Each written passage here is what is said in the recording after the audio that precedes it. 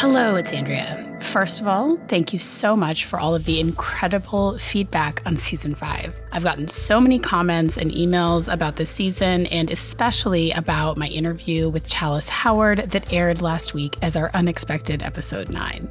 So I wanted to tell you, I have been sharing all of these nice messages with Chalice, and she said that you are such a lovely group of people, and I could not agree more. She also wanted me to tell you that she is so grateful for how this episode landed, and peace and blessings to you all. Today we've got a bonus episode with friend of the show, and of course my co-author on my new book, The Mother Next Door, Detective Mike Weber, breaking down some elements of the Sophie Hartman case that we didn't get to in our episode with the other Detective Mike, Michael Lee, because some of that documentation came in later in the game, and that is Adventures in FOIA Requests for you. A reminder that we've got our Season 5 mailbag episode coming up, so get your comments and questions in now. You can email us or send us a voice memo at hello@nobodysshouldbelieveme.com. Again, that's hello@nobodysshouldbelieveme.com. Or if you're listening on Spotify, you can leave a question in the comments and we will grab it. We are hard at work right now on our Season 6, which is set to air later this spring. And I know I always say this, but we have really never done anything like this one on Nobody Should Believe Me, so all I can say is buckle up. In the meantime, we've got a whole new batch of Case Files episodes for you. We are going to be covering a couple of cases that are in the headlines right now. We'll be doing some follow-up on previous seasons, and I'll also be doing some fun crossover episodes with other podcasters I love, so stay tuned for all of that. As always, if you would like to support the show, you can subscribe on Patreon or Apple Podcasts. You'll get ad-free listening as well as some great bonus content from this season and my twice-monthly subscriber show, Nobody Should Believe Me After Hours with Dr. Bex. This month, Bex and I are going to be covering The Anatomy of Lies, which is the documentary about the Elizabeth Finch case, so you won't want to miss that. And if you are a subscriber, you will get every episode of Season 6 on the day that it launches. If monetary support is not an option, we have a free tier of Patreon where you can listen to some select episodes, and of course, rating and reviewing on Apple and leaving comments on Spotify, as well as telling others about the show, are great ways to help. Your support is how I keep making this show as an independent podcaster, and I am deeply grateful to all of you. Now, on with the show. Hey, Mike. Hey, Andrea, how are you? I'm hanging in there. How are you doing? I'm good. I am in the Great White North and just enjoying a little vacation on my time away from work. Is your time away from work is permanently time away from work, is it not? Now you are officially retired. I am officially retired, but that doesn't mean I'm not going to work. It's just kind of shifting to another aspect and another part of the career. I don't see myself ever not working ever. Yeah, you'd probably be kind of a menace if you weren't working. Like, I don't know where all that Mike Weber energy goes if you're not working. Yeah, that's a fact. Yeah. So, Mike, we will have you back on to do your Mike Weber tells all or tells some post-retirement special. But today you're here to talk to us about the Sophie Hartman case, which we just covered in season 5 of the podcast. And yeah, you have reviewed a whole bunch of documentation in this case. You've listened to the season. We spoke to another one of our AppSec colleagues, also a Detective Michael Lee, about this case as well. But yeah, we're excited to have you on to just kind of do a little bit of a debrief on this case and get your thoughts on it, because this was one of the more extensive and thorough police investigations I've really ever seen on one of these cases. And yeah, we're just curious to know your thoughts on this. Yeah. And, I read through the entire police report. And really the only thing that I see missing in this is, and there could be many, many reasons for this. The detective actually preserved the social media records when the case first started. I didn't see anywhere where they were obtained by warrant. But that could be. Well, actually, though, Mike, I do have an answer to that. Oh, okay, good. Yeah, so I believe, because I was in communications of the public record department. There is, I think, so much evidence from the social media, that has just not yet been, they have not yet had the ability to like redact that and produce it. So I think that exists somewhere. I think she did get that. I just think that's not available yet. This records request is still open. And there was also quite a lot of video evidence, which I think is, I would imagine, extremely time intensive to redact. And it kind of struck me odd that I didn't see that in her report. But again, we may not, I was just about to say, we may not have everything, and we certainly don't know everything. Everything else was done just what she should have done. She got her devices. She found her actual journals. Something I noticed was in Detective O'Rourke's interview with the gym teacher, the gymnastics, to be very clear, teacher, in her supplement, was the gymnastic teacher that said that the victim had told her, when she approached the victim about joining the gymnastics program, the victim had told her, "No, I'm no good. I'll never be good enough." And that is, you see the same thing in Sophie writing about herself. And, you just wonder how much of this abuse, is multi-generational. I'm not a psychologist, but I just found it very striking that Sophie's writing that she's not good enough. And now her daughter is now writing that her daughter is not good enough. Yeah. And so you're talking about her older daughter, M's gymnastics coach, was interviewed by the police. And we did not really get into this during the show. Right.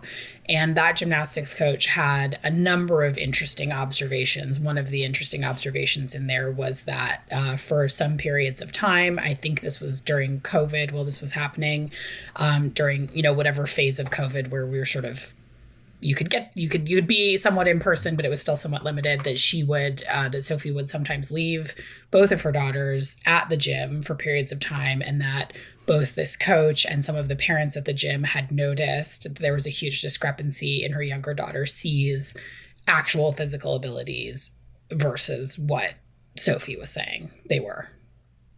Right. That is striking. And it's really sad because I think that really gets to, as we talk about, obviously, the criminal investigations are very focused on usually acts of physical harm, right?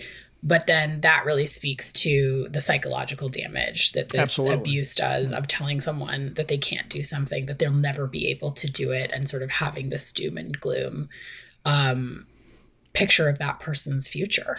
Yeah. When we talk about the evidence in this case, it's really, really strong. It's circumstantial, but when you deal with falsification cases, they're all going to be circumstantial, and you have to put every piece of the puzzle together.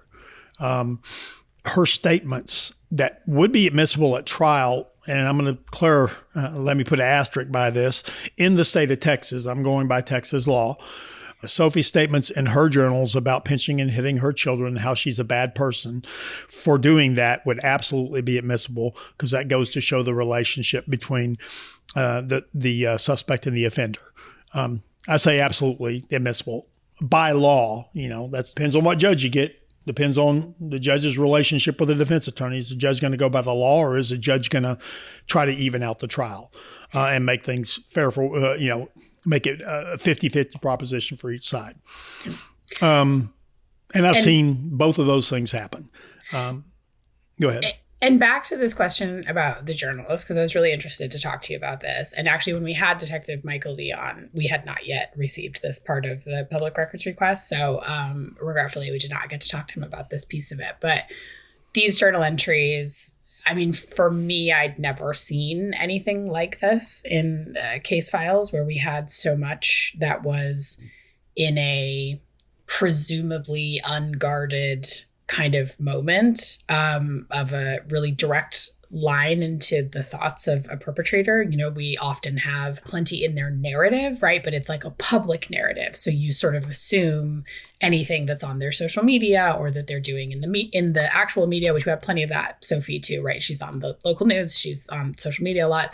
But you sort of assume that that's like a performance, right? And then to have this sort of interior view was very different. And I wonder, what did you think of this collection of Sophie's musings, and what stuck out to you about those? Of course, the major thing that stuck out is how she calls herself. Can't remember if she said pathological or what word she used, but a pathological liar, basically. And that's something I've gotten in interviews with several offenders. And it's really the one true thing I think that I get out of interviews. I mean, I get a lot of minimization, right? I get a lot of admissions, but never a whole true confession. Out of those writings, that's the thing that really struck out to me. She calls herself an habitual liar, I believe, which interestingly enough, Jessica Jones did the same I think thing. It's compulsive. I think. Is it compulsive? But yes. Yeah. Yeah. So anyway, same idea. Yeah, that really struck out to me. And obviously all of her admissions about her illness, her own illness, falsifications, which show just a pattern of behavior. I'm not an attorney. I'd be interested to see what an attorney had to say about those being admissible, specifically an attorney from the state of Washington. I think you may have problems getting them in the guilt innocence portion of trial, but they would absolutely come in punishment phase, right? And interesting. I was going to ask you actually if you thought how you thought these would have played at trial. The main thing they would have done is there was no way her defense attorney would let her take the stand. Because she makes one statement that she's an honest person. She makes one statement that I don't lie about anyone's health or I don't lie about health. She makes that statement on the stand under cross-examination. That comes in, right? All those statements from her journal come in. And people mess up whenever they're under cross-examination all the time because they don't know. They don't know the legal system. No matter how much you coach them as a defense attorney, when they get up there, you never know what they're going to say. And it would have kept her absolutely from testifying at the minimum. But one of the things she says in the journal is, we need a feeding tube. I need to push for this. So she can't, those journals, again, eliminate the defense of just saying, well, I'm just following what the doctors tell me to do. So her chronicles of C's actual sort of health journey, those would have likely been admissible in court, you think? Yeah.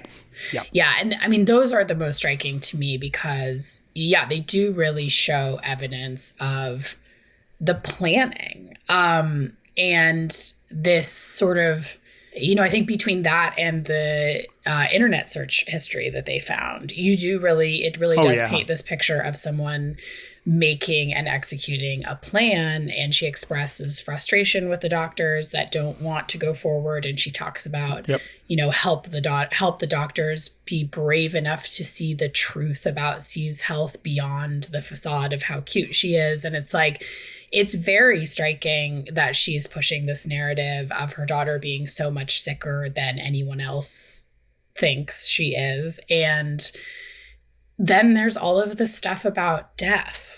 And that to me is just so striking, given that we know she's writing this in the context of not having been told by a medical professional that her child is going to die. And she's talking about having these conversations with God where God says, give C to me, and recounting conversations that she's having with her daughter about her going to heaven and etc. And that to me, I feel like even if you're sort of giving this the most generous read of whatever sort of explanation you could come up with of, this is an anxious parent, this is a parent who really thinks she's doing the best for her child, I just don't see how you explain that away. Right. I don't either. And it's funny the way she, depending on who she's talking to, the way she tries to kind of couch that, right? I mean, some people she'll say outright terminal. Some people she'll say, well, we just never know how long she's going to live. And then in her journal, she's wanting to give this child to God. And she's just all over the place, which is what you see in these cases.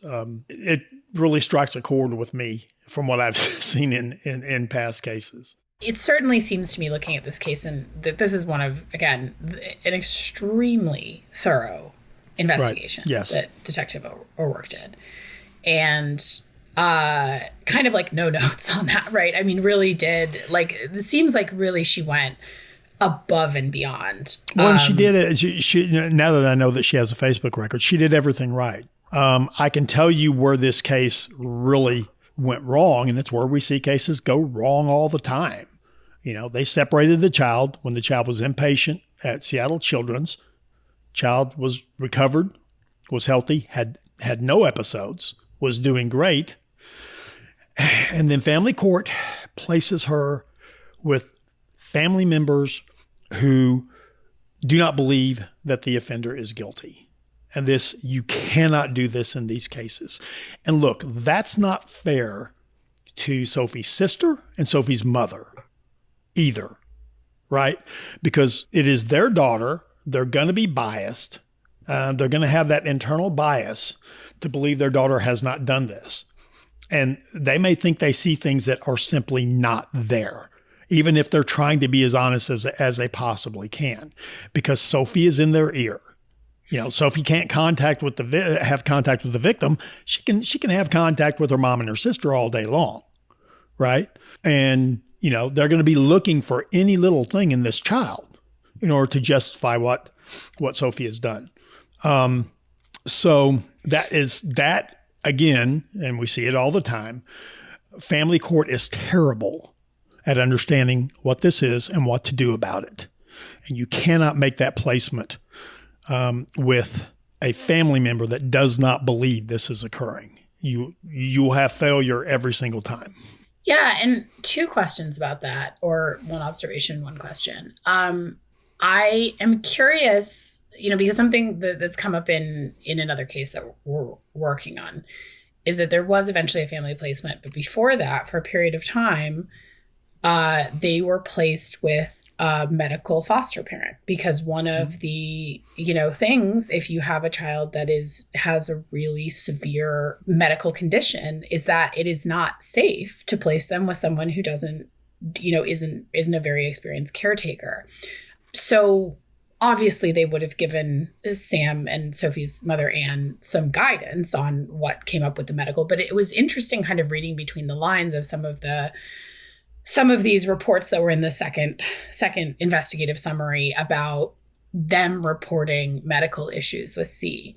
And it strikes me that, we know from when C was discharged after the first, shorter period of separation from Sophie while she was in the hospital, is that she was physically doing really well, right? That she was not, if she had been extremely medically fragile, presumably they either wouldn't have discharged her or they would have discharged her to a medical foster family. Is that right? If she's ready for discharge, she would not necessarily go to a medical foster family. That's the court's decision on where the child goes once she's ready for discharge. But I mean, this child did not have any symptoms while in the hospital, and no symptoms. The one thing, I hate to see this, but I know why they do it, but they left the feeding tube in, even though she had shown she could eat with no issues. And when you do that and you release back out, now you're leaving access to an offender, right? And CPS is not sitting on the doorstep making sure that Sophie is not coming over to the house, right? She did have visitation that was only supervised by like some private company that they hired, and then also her mom and sister. And even I was reading in the investigative summary that, on one of these instances, she brought food with her. And that just made me want to bang my head against a wall. And again, it just goes to show how lost family court is on this. You don't allow them to bring anything. I mean, Sophie could have poisoned food to cause symptoms. She could have been medicating the food. And the thing is about dystonia, which is one of the main complaints by Sophie, you can also get dystonia through massive medications that you don't need. I've recently had that in a case. So all of that, I mean, the family court handling of this was just butchered beyond belief. And I don't blame a CPS investigator for that. Who I blame for that is family court judges or CPS attorneys who did not bring the proper evidence to family court judges to make a decision. And we see it all the time. I yelled and screamed at the top of my lungs about it, and CPS in my state doesn't seem to care. So I really don't know what to do about it. Yeah. And I think to your point about putting the mom and the sister in a really difficult position, because I think we both understand why kinship placements are preferred in a lot of situations, Sure. right? Yeah. You're absolutely traumatizing a kid, even if it needs to be done. It is traumatic for a kid to be taken away from their parents, and that is a hugely stressful and difficult situation and very sad. And if you can have them with people that they know and love rather than people who are strangers, obviously that's preferable. But it creates so many issues in these cases. And in particular, then it puts, the people who are doing that supervision in an impossible situation, because that's going to cause a lot of conflict with the parent if they are not sort of being the maximally, sort of deferring to that parent. And you can see in this report how it read to me that Sam and Anne seemed very anxious about C's health. There was like an instance of them calling an ambulance for what turned out to be a behavioral episode. Right. And just this kind of like, well, we need a specific contact at the hospital, and just making these kind of like somewhat outrageous seeming requests. And I sort of assumed that was coming from Sophie.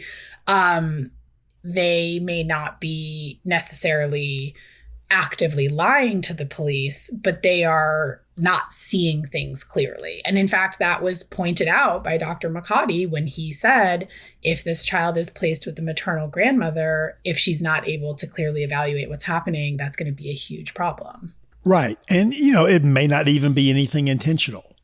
And another thing, another issue you brought up, we don't have the medical records, but I didn't see anything noted in Detective O'Rourke's report about the days that the victim was in the hospital after separation. There was no defiance issues. There was no issues like that at all. So why is she now having defiance issues when she's in her placement home? Could it be that a 6-year-old has no other way to act out when she knows that things are happening that should not be happening to her? And, again, is Sophie telling them to give her medication? What is going on? It's very easy for Sophie to direct care. Very easy for Munchausen by proxy to happen in these cases when you place with a family member that believes that their daughter could never do this. And that seems to be kind of where Sophie's mom kind of ends up on this. Yeah, it certainly sounded that way from her interview. And, again, this is a really direct parallel, not surprisingly, since they had the same attorney, since my sister was working on this case. This is a direct parallel to the placement decision that happened in my niece's case, where she was placed with my sister's in-laws who, they were making no secret of the fact that they did not find these accusations credible and told the police that they felt like it was a witch hunt. That should eliminate them from placement right there. Right. And they admitted that they were letting my sister be there for 11 hours a day or something like that. And that's just not, there's no way that that's safe. And we don't know, what all was happening in this case, but certainly Anne did not then, and none of her family members have ever given any indication that they think that this was anything other than a false accusation. So I think that that inability to protect the girls, even if their intentions were good, is really notable. And, if you have a family member that is protective, sure, that is a proper placement, right? Derek Jones is a good example. That was a proper placement. He was protective of his children. He did not let her around them. But the health and safety of the child has to come first. And I don't know what we have to do to drive that through family court's head on these cases. We have made some progress in my county with family court, but it's very dependent on who the judge is, still to this day. And across the country, we are not making that progress. And that is something that I don't know how you change it. Say all the time, the last two articles in the Juvenile and Family Court Journal on this abuse were in 1990. And so they are just lost. And I wish they would seek education on this. I've gone down that road and just hit dead ends every time I try. Yeah. So I mean, I do think that there is a possible role for, prosecutors in these cases to be themselves better educated and able to educate judges when it comes to that. Sure. And in this case, we have this sort of interesting chain of events, right, where Sophie is charged. And the detective consulted with the DA before that charge, right? So they said, yes, we are going to take this case. Go ahead and get the warrant. Got it. So does that not always happen? It does not. It's very dependent from agency to agency on whether that occurs. Interesting. So that is kind of all systems go. If the DA says, so like, you take this step, you get this warrant, we're going to do something about it, basically. If you take the case, you shouldn't just then throw your detective in the grease and when things get hard, say, oh, well, no, family court didn't do the right thing, so we're not going to go forward with prosecution. But that's what appears to have happened in this case. So they absolutely had the criminal laws available to them to hold her accountable. They just chose not to. Something I was speaking to a former prosecutor from this area, and we were talking about why all the sort of complicated constellation of reasons that these cases are so challenging. And one of the things that he brought up was cost. Yeah, so, absolutely.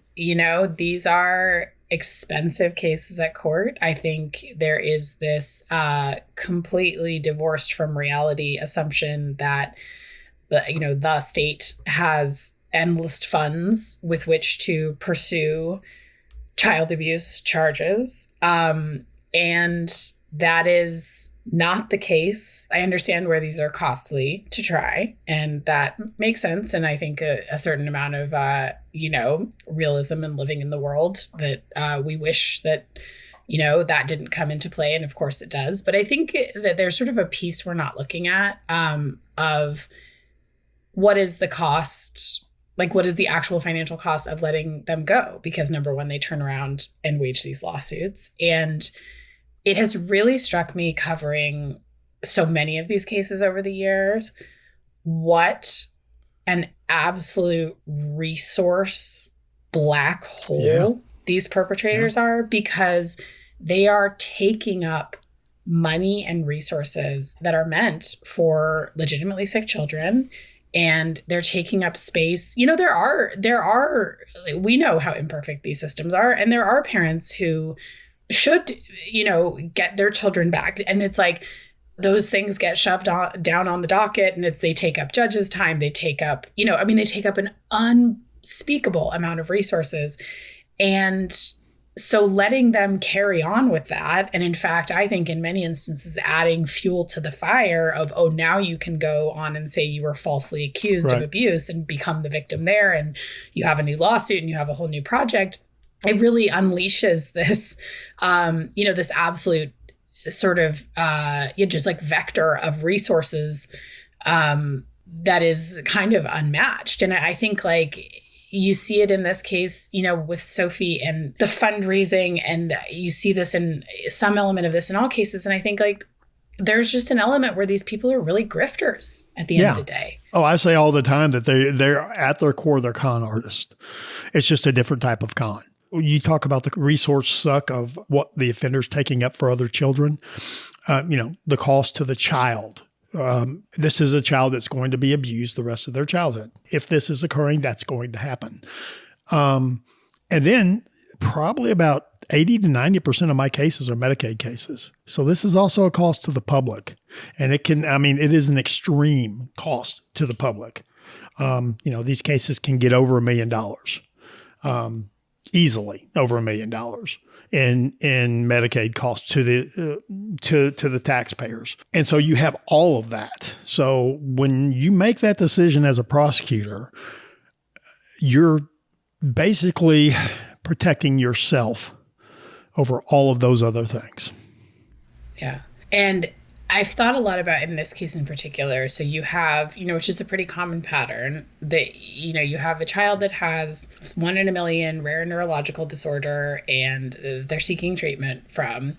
And so basically, by saying, and it's a false setup of, does the child have the disease or not? That will determine whether abuse is happening, right? Because the child could have AHC, right, does not negate the possibility of abuse. After reading Dr. Wainwright from Children's that C does not have AHC, I feel pretty comfortable saying that in all likelihood she does not have AHC. But having gone through this case and having it dismissed, that appears to have reinforced Sophie's narrative. And she has an accomplice in this, unfortunately. So, Mike, you and I talk a lot about how there is a lot of misunderstanding about what the culpability of doctors in these cases is. Because you can get into this situation where, people have asked you, well, what do you want me to do? Charge the doctors? And then, you explained how this law, the law of parties, works, where you're convincing someone else. So then it can be quite complicated. And so a lot of times the doctors are victims as well, right? They have been used and it's horrible for them. They experience a lot of betrayal trauma. They end up being sued and dragged through the mud of the media. So the doctors in these cases can really go through a lot. And the good doctors, unfortunately, the ones who get it the worst are the ones who reported, the ones who really stood up to the parent, become the focus of that ire. And then there are doctors, unfortunately, who are a problem. And I fear we have one in this case, because there's the question of this doctor, Dr. McCaughey from Duke. And he, had only seen the child a few times, but he was the one who gave this diagnosis of AHC. And then he spoke to the police on a number of occasions and said, I did not spend that much time with this child. I know Dr. Wainwright from Children's, the neurologist. I would defer to him. He's an excellent doctor. I had hoped to work with him someday. He trained at Duke. I would defer to him on the differential of whether this is an AHC case or whether this is Munchausen by proxy. So he said all of that. And now somehow C is back being treated at his clinic, which we know because Sophie posted a picture of Dr. McCaughey with his arm around her daughter on social media in his clinic. And that is very distressing, how a doctor would have those conversations with the police and then continue to treat this child for a condition that I can't find any plausible reason why he would not understand that this child doesn't have this disease. So I did send him a letter and sent him just to make sure that he was aware of that sworn affidavit and that give him a little refresher on his conversations with the police. So, how are we to think about the doctors that do end up playing a role in these cases such as this? Well, and what is his understanding of what happened, right? Is he being told, because, the detective, once she gets a lawsuit filed, she's not going to talk to anybody. So is he being told, well, she was found innocent, they messed up? What is he being told? What is his mental culpability?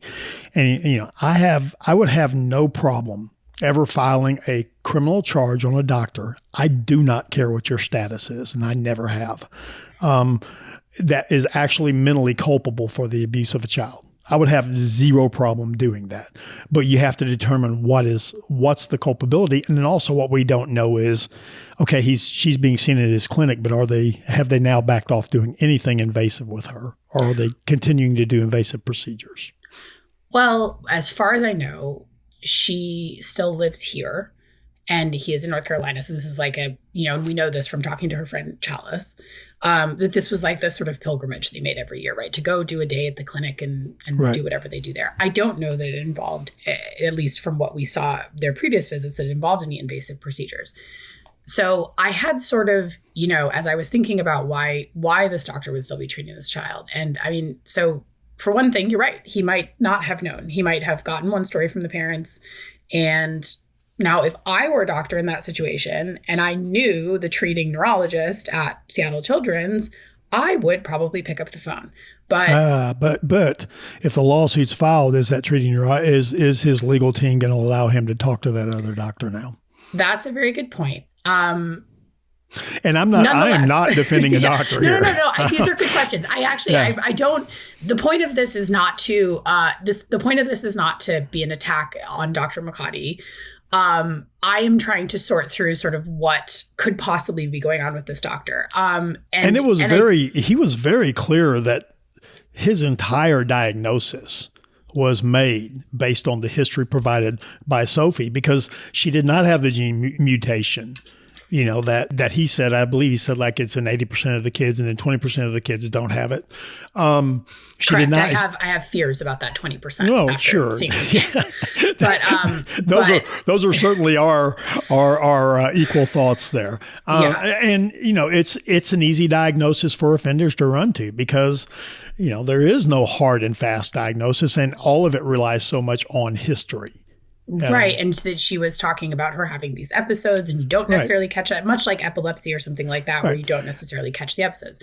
So yes, he did confirm that this was a clinical diagnosis. Yes, when he talked to the police. And going back to Sophie's writings, she says in her writings, one of the notes that really struck me is the note about the gene mutation and the fact the child didn't have that gene mutation, and how she could lead, she could be this special child that God can help the medical professionals determine, all these new things. She's going to lead to a scientific breakthrough. Yes, lead to a scientific breakthrough. And I mean, that's obviously, to me, that just shows that pattern of her continually pushing for things. And I thought that was a pretty striking entry also.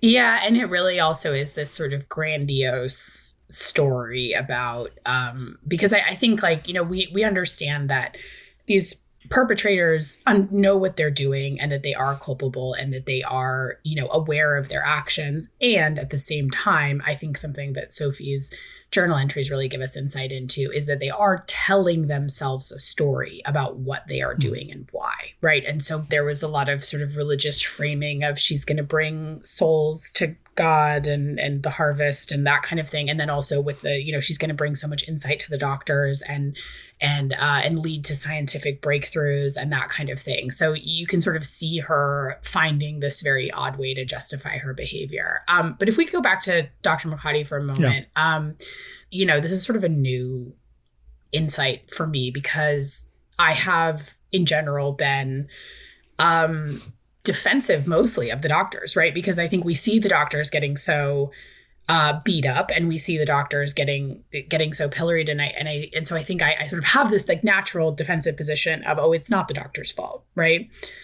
But then I really am increasingly seeing that doctors really can be part of the problem. Yeah. So there's the possibility that Dr. McCarty just didn't know the outcome of this, and that he was told by Sophie that it was all a mistake and whatever, and he just went with that, and that's fine. So, now I have emailed him and sent him that sworn affidavit. So now he knows. So now he has the information, right? Right. But I think it just strained credulity to me that someone would have all those conversations with the police, because he talked to the detective multiple times. Right.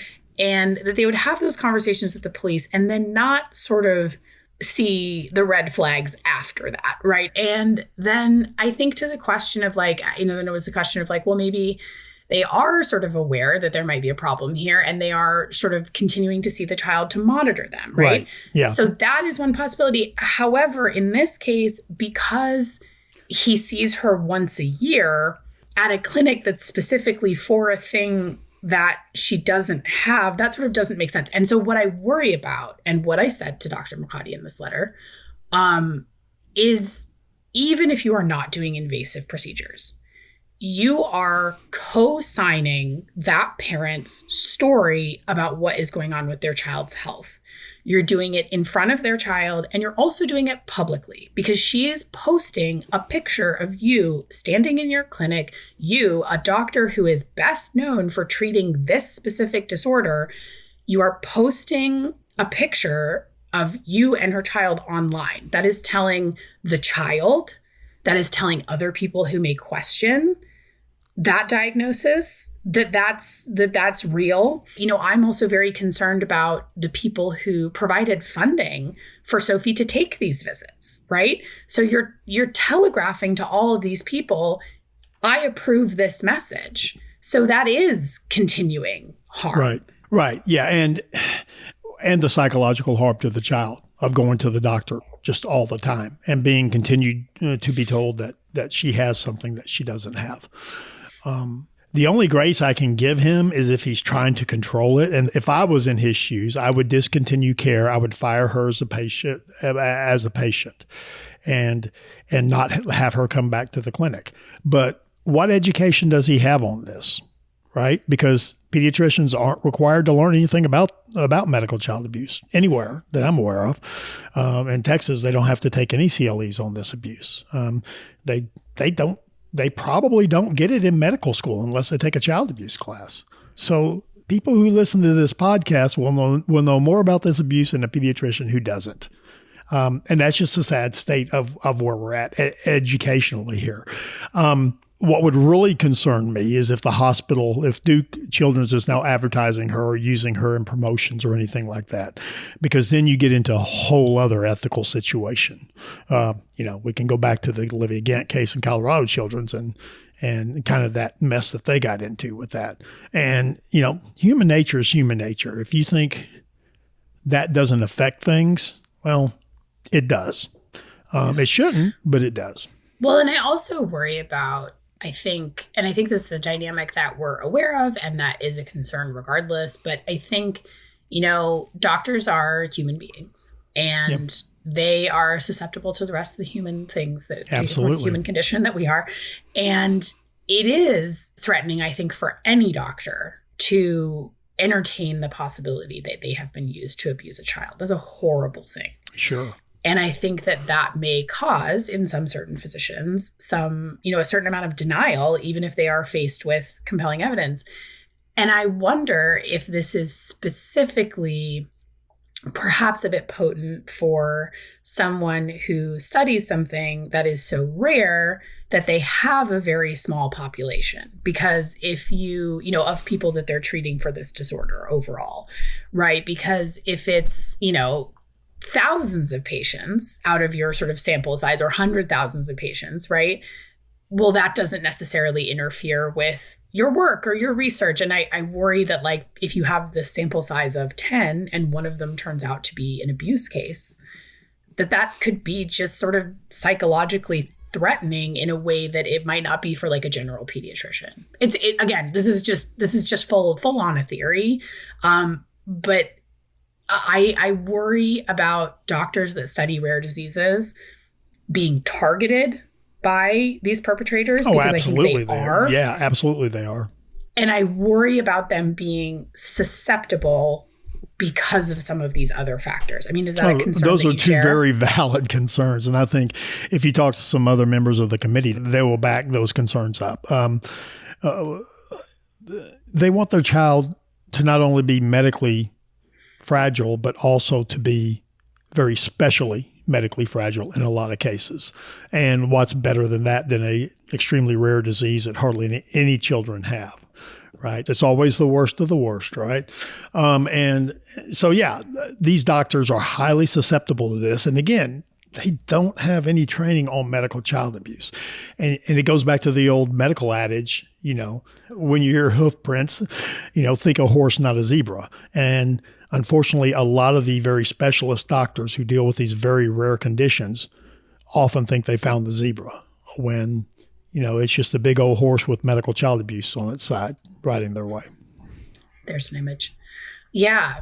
Well, Mike, any other kind of final thoughts on this case and what we can learn from it? I just wish prosecutors' offices would seek education on this and learn how to address these cases so they're not intimidated by everything when it comes to them. And God, please, family court judges. I don't know that we have any listen to this show, but talk to your organizations. Get a training on this abuse. It certainly doesn't have to be me. There are plenty of other people with, the impressive letters behind their name that your organization may want to bring in that can train on this. Any member of the committee for sure. Yeah, we got PhDs for days, guys. We can send them. Right. Get training on what you should do on these cases, because to be very blunt, you're doing a terrible job by these children, family court judges, to be very blunt. Again, I'm talking nationwide. We've gotten better in Tarrant County. We're far from great We're far from good, but we're better with some of our judges. So I want to give them that grace. But overall, as a nation, family court judges are doing terrible on this abuse. Yeah. All right. Well, Mike, we're going to talk to you again about a bunch of other things coming up on the show. And thank you so much for being with us, and congratulations on your new life as a published author. And thank you for kind of helping me along to that published author status. You got it. All right. Thanks, Mike. Nobody Should Believe Me Case Files is produced and hosted by me, Andrea Dunlop. Our editor is Greta Stromquist, and our senior producer is Mariah Gossett. Administrative support from Nola Carmouche.